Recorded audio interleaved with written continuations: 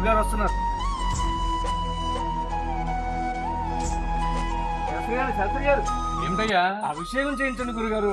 ఏమిటయ్యా అందరికీ అభిషేకాలు చేసేసాను, ఇంటికి వెళ్ళే టైం ఇప్పుడు ఇంత లేటుగా వస్తే ఎలా? ఎలాగని చేయించండి గురుగారు. సరే పదా. అభిషేకం చాలా బాగా చేయించారు గురుగారు. మనదేముందయ్యా అంత ఆ శివుడు దయా.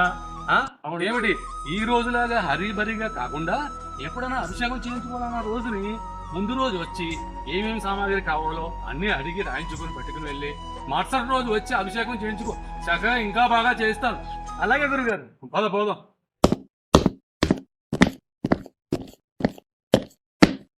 గురుగారు ఏమిటయ్యా నమస్కారండి.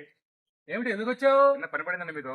పని ఉండి వచ్చావో ఏమిటో నాకు తెలియదు. నేను పొద్దుండి శివుడికి అభిషేకాలు చేసి అలసిపోయినాయా, కాస్త ఇంటికి వెళ్ళి రెస్ట్ తీసుకున్నాక వస్తాను. మరి అలా అనుకున్నారు గురుగారు. మరి ఎలా చెప్పమంటావయ్యా? నాకు లేక కొడుకు పుట్టారు తెలుసు కదా. ఉత్తరత్నం పుట్టాడనమాట. వాడికి అక్షరాభ్యాసం చేద్దాం అనుకున్నాను. అక్షరాభ్యాసం చేద్దాం అనుకుంటున్నావా?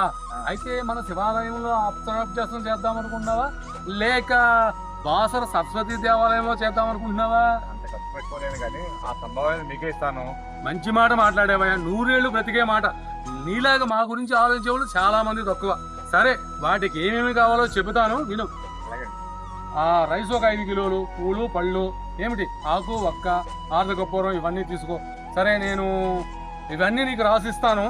ఏమిటి అలాగే మీ చేత్తో మంచి ముహూర్తం కూడా పెడితే. అదేనయ్యా మంచి ముహూర్తం పెడతాను. నా నెంబర్ నీ దగ్గర ఉంది కదా, నా వాట్సాప్కి హాయ్ అని పెట్టు. ఆ ముహూర్తం టైము అవి నీకు పెడతాను. నీ భార్యని పిల్లోడిని అలాగే మీ బంధుమిత్రులు అందరు నీకు ఎవరు కావాలో అందరినీ పిలుచుకో, మంచిగా చక్కగా చేసుకో.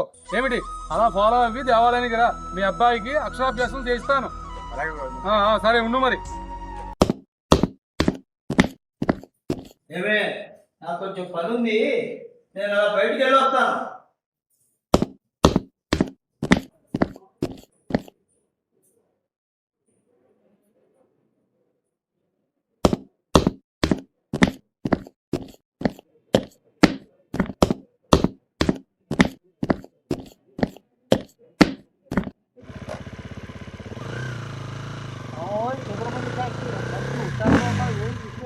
ఏమి చేయలేదు ఆచార్య గారు, పొద్దుటి నుంచి మంచినీళ్ళు ముట్టలేదంటే వినండి.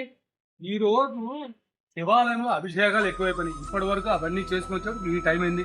ఇంటికి వెళ్ళి కాస్త ఆహారం తీసుకొని రెస్ట్ తీసుకుందామంటే హుషారుగా ఉన్నానంటారు ఏంటండి ఆచార్య గారు?